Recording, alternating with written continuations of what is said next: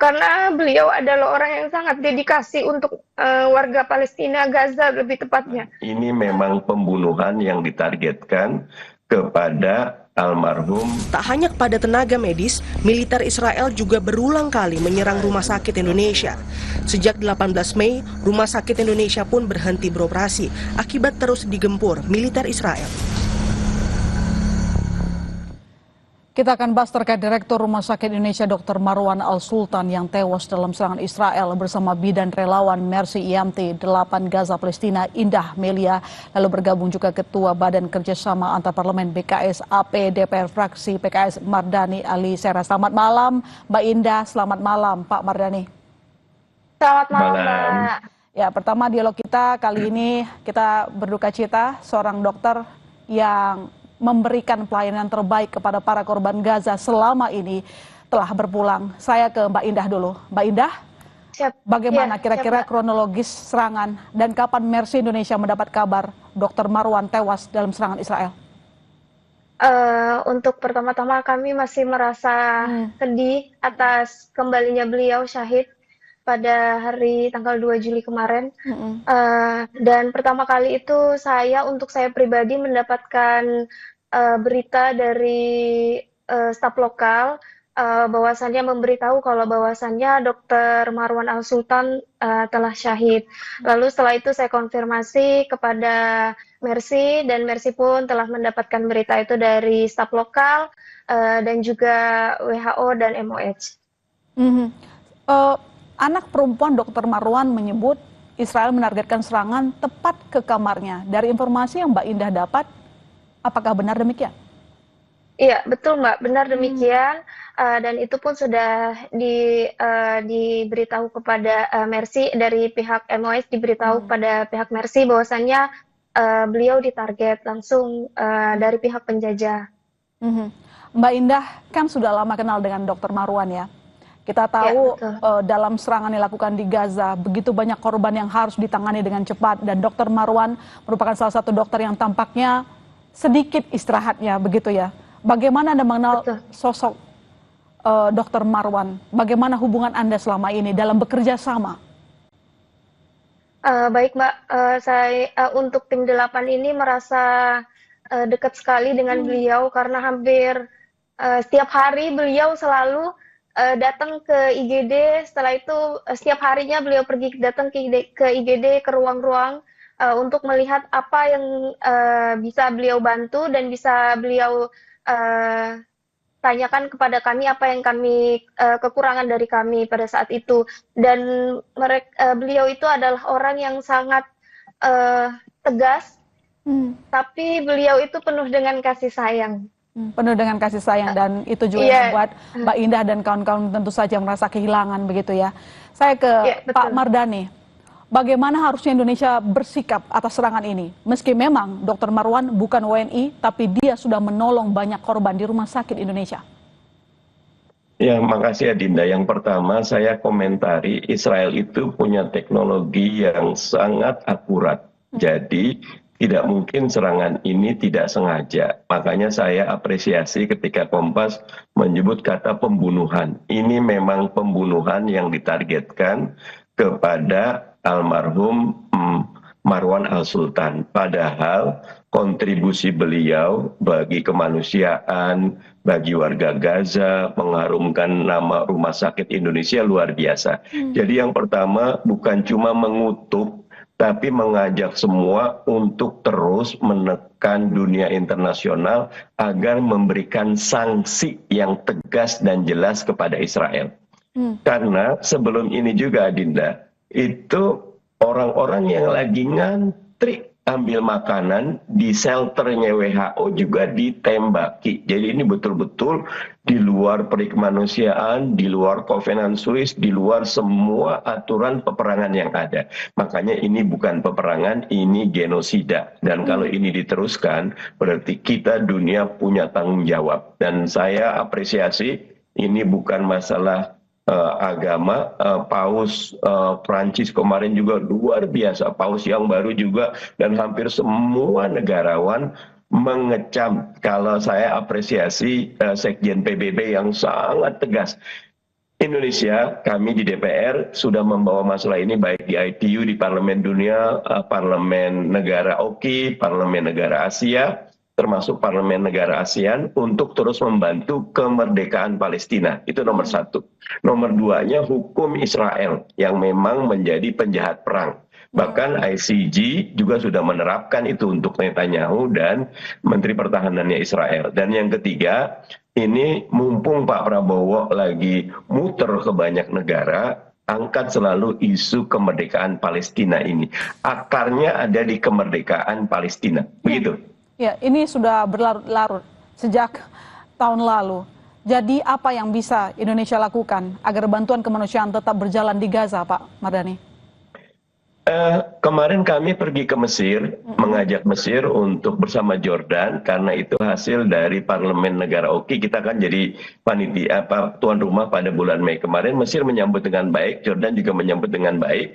Nah, mudah-mudahan bulan depan kita sudah ada aksi yang lebih jelas bagaimana bantuan itu bisa masuk. Hingga saat ini Israel lagi mencoba untuk melakukan pengaturan yang tidak pas. Jadi semua bantuan mau di Gaza Foundation yang mereka bentuk sendiri. Yaitu sangat politis dan sangat tidak tepat. Kita ingin tetap di bawah WHO, kita ingin tetap di bawah UNRWA agar itu betul-betul dunia internasional bisa melihat dengan seksama. Oke, saya ke Mbak Indah. Mbak Indah, sekarang bagaimana nasib keluarga Dr. Marwan yang ya kita tahu selamat? Cukup sedih pastinya ditinggalkan oleh kedua orang tua dan kakak dari Dr. Marwan, begitu juga dengan adik dari anak tepatnya Dr. Marwan. Merasa sangat kehilangan, jangankan mereka, kami aja yang hanya hampir 2 bulan berinteraksi sama beliau ngerasa sangat kehilangan. Merasa sangat kehilangan, dan keluarga juga tampaknya begitu marah ya atas tindakan Israel. Iya, betul. Karena beliau adalah orang yang sangat dedikasi untuk warga Palestina, Gaza lebih tepatnya. Itu terbukti dengan setiap hari beliau datangin rumah sakit keliling. Setiap hari, setiap pagi. Dan tidak pernah, beliau selalu tidak pernah lupa untuk menanyakan bagaimana kondisi kami pada pagi hari. Saat Dr. Marwan melihat kami di IGD. Dan Dr. Marwan bersama tim, terutama Anda juga tampaknya memang istirahatnya kurang juga, hanya untuk memberikan pertolongan kemanusiaan kepada korban ya Mbak, selama ini? Iya, betul. Kebetulan juga beliau setiap minggu beliau itu ada jaga 1-2 hari itu selama 24 jam dijaga di rumah sakit. Jadi beliau betul-betul dedikasikan hidup beliau untuk membantu masyarakat Gaza. Sejauh ini yang kita tahu dedikasi Dr. Marwan begitu menyentuh hati kita, selalu menolong para korban Gaza. Tapi apakah juga memang tidak hanya Dr. Marwan, keluarganya juga selama ini ikut membantu para korban? Iya, betul. Jadi anak beliau yang paling kecil selalu ikut bersama beliau. Jadi lumayan sering kami berinteraksi dengan anak beliau. Jadi kalau ada beliau, terkadang ada anaknya juga ikut keliling sama beliau, sama yang lainnya juga, sama MOH kadang juga ikut keliling sama beliau. Ya, dan semangat membantu sesama yang dilakukan oleh Dr. Marwan dan juga keluarga juga ikut menginspirasi Mbak Indah begitu ya, memberikan tenaga dalam menolong para korban serangan di Gaza. Iya, memberikan semangat bahwasannya Allah itu bersama kita. Itu yang sampai di pribadi kami masing-masing pada saat itu. Baik, Pak Mardhani, Anda tadi mengatakan bahwa memang DPR sudah bergerak begitu, tapi kira-kira apalagi yang bisa kita bantu rumah sakit Indonesia mungkin bisa buka kembali? Bagaimana sikap pemerintah selama ini? Apakah sudah cukup tegas merespons atas tewasnya Dr. Marwan? Apresiasi sikap pemerintah yang selalu hadir di banyak forum internasional untuk menyuarakan kemerdekaan Palestina dan sikap tegas kita untuk menyangsi Israel, memberikan sanksi kepada Israel. Tapi memang harus ada langkah nyata, misal pemerintah negara yang negara oki, parlemen negara oki memang datang ke perbatasan dan sama-sama memberikan bantuan sebagai simbol bahwa Gaza tidak sendiri, Palestina tidak sendiri, kita semua bersama selalu dengan Palestina. Plus ditambah aksi boykot ya, karena masih ada banyak perusahaan-perusahaan yang membantu Israel untuk melakukan genosida yang itu juga harus diboykot. Karena boykot juga pengaruhnya besar. Begitu. Ya, Mbak Indah, setelah kepergian Dr. Marwan, bagaimana kira-kira nasib rumah sakit Indonesia yang katanya memang sudah tidak beroperasi lagi, tetapi apakah memang sudah ada yang Anda lihat info akan dibuka kembali, misalnya ada dorongan-dorongan dari otoritas setempat bekerjasama dengan tentu saja pemerintah Indonesia? Untuk sampai saat ini rumah sakit Indonesia masih kosong, belum bisa untuk Mercy ataupun otoritas pemerintah Gaza bisa sampai masuk kembali ke rumah sakit Indonesia. Jadi belum ada, dan sekelilingnya juga semua pada mengungsi ke Gaza City. Ya, dan respon otoritas setempat atas serangan yang terjadi di apartemen seorang dokter, bagaimana di sana? Ya, dari pihak MUA juga mengecam bahwasannya ini adalah pembunuhan yang terjadi pada, ya betul, yang terjadi pada direktur yang sangat dedikasikan hidupnya untuk masyarakat Gaza. Tampaknya rasa kehilangan Anda melihat Dr. Marwan tidak hanya sebagai dokter, tapi juga mengayomi ya, mungkin sebagai seorang ayah dan juga saudara untuk Anda. Kami merasa beliau adalah sosok ayah bagi kami pada saat kami di dalam. Dan Anda sangat kehilangan. Ya, betul. Pak Mardhani, eskalasi yang terjadi di Gaza, Israel tidak bisa dibendung. Segala hal sudah dilakukan mungkin dari kita begitu. Tapi lembaga internasional tidak bisa menghentikan yang dilakukan oleh Gaza. PBB tidak melakukan apa-apa. Lantas apa yang bisa didorong oleh Indonesia? Menunjukkan taring bahwa perdamaian harus di atas segalanya.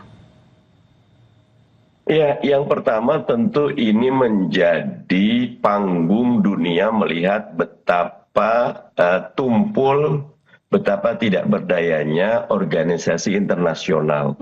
Ini buruk bagi perdamaian, buruk bagi dunia yang adil, buruk bagi masa depan kita semua. Karena itu kita melihat sekarang, walaupun ada sisi buruknya, sisi baiknya adalah hampir seluruh lapisan masyarakat. Kemarin Greta Thunberg, sebelumnya hampir semua universitas top di seluruh dunia turun untuk memberikan dukungan kepada Palestina dan menghukum Israel. Buat kami di DPR, dan saya juga selalu berkomunikasi dengan pemerintah, tidak ada kata henti. Terus selalu di ujung lorong gelap itu ada cahaya. Cahaya kemerdekaan bagi Palestina. Karena kemerdekaan adalah hak segala bangsa. Oleh sebab itu penjajahan harus dihapuskan dari muka bumi. Bahkan Palestina negara kedua yang mengakui kemerdekaan Indonesia. Jadi kita punya hutang kepada Palestina, bukan cuma hutang sejarah, tapi hutang kemanusiaan dan hutang untuk masa depan anak-anak kita, bahwa tidak boleh ada satupun institusi yang mengangkangi keadilan, kemanusiaan, hati nurani. Dan karena itu terus kita suarakan, tidak ada kata kalah bagi teman-teman Mercy, teman-teman BSMI, teman-teman LSM lainnya, bagi semua umat di dunia ini yang mendukung Palestina. Karena dukungan itu menunjukkan bahwa hati nurani kita, kemanusiaan kita masih hadir. Ya.